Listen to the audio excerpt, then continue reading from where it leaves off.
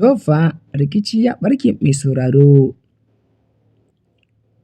bayan yadda waɗannan shahararrun malamai na ƙasar tamu ta Najeriya guda biyu suka fito suka yi wasu zazzafan martani zuwa ga shugaban ƙasa,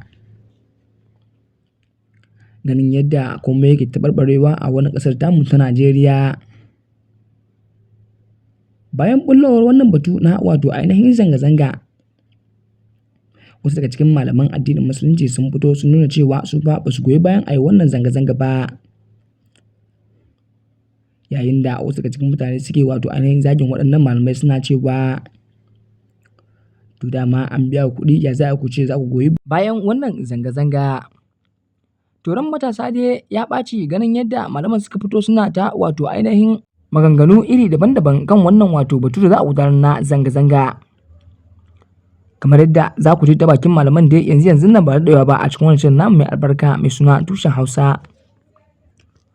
To amma mai sauraro don Allah idan ka san wannan shine zuwanka na farko kafin cikakken bidiyon, ga wata alfarma idan ka san wannan shine zuwanka na farko ka danna mana alamar ta subscribe. Kana ka danna mana alamar ta ƙararrawa domin hakan shi baka zama samun zafafan labaranmu ingantattu kuma da zarar mun ɗora. Mun gode da kallon wannan shirin namu mai albarka mai suna tushen Hausa. Sai ka samu guni ka zauna ka shirya tsab da wani saurara cikakken wannan bidiyon daga wannan shirin namu mai albarka mai suna tushen Hausa.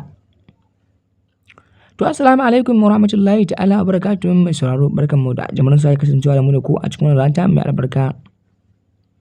Labarai da mudumin su kamar dai kullum yadda muka saba kawo muku zafafan labarai. Sai ma wannan shirin namu na kuma albarka mai suna tushen Hausa ya leka ya leko zafafan batu da yake tasiri a kan social media kan batun yadda malamai suka fito suna ta manganu a kan wannan batu da za a gudanar na zanga-zanga, yayin da wasu daga cikin matasa ransu ya ɓaci yayin da suke fitar da musu manganu ma wanda ba su dace ba. Kamar yadda za mu kawo muku cikakken batun daga wannan shirin namu mai albarka mai suna tushen Hausa. To mai sauraro irin yadda al'amuran ƙasar nan suke ta taɓarɓarewa ya ci a ainihin gudanar da wannan zanga-zanga, yayin da wani matashi ya fito yana zafin martani a kan wannan bawan Allah, wani malami kenan wanda yake ainihin gudanar da tafsirinsa a masallacin da ke cikin gari, yayin da wannan matashi ya ƙara da cewa duk malamin da ya fito ya ƙara muku magana cewa zanga-zangan nan bata dace a yi ta ba, ku jawo kwalarsa ku cillo shi da kan mambarin da yake. Bayan haka ne malamin shi ma ya wani zafin mai a kan wannan batu da wancan matashi ya yi, kan cewa duk wanda ya kokarin cizgo shi da kan mambarin to sai dai a ɗauki gawarsa. A lokacin da malamin yake ta wannan maganar a lokacin akwai wani sanda a hannunsa wanda ke doka dawa da shi, ya shaida wa duniya cewa duk wanda ya zo kusa da shi to fa zai buga mai wannan sandan ne sai ya sallar gawarsa a take a cikin wannan masallacin.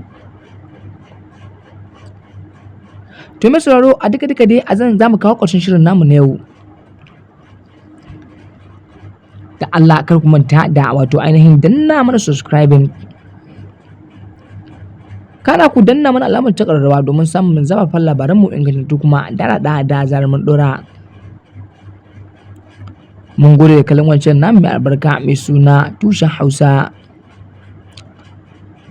To mai sauraro sai mu haɗu a cikin shirin namu na gaba domin saurara cikakken batutuwa daɗaɗa kuma zafafa na ban dariya da na ban haushi har ma da na ainihin ban takaici da kuma na ban tausayi. Har yanzu dai mana ta shikiya kar ku manta da danna subscribe kana ku danna ƙararrawa. Mun gode.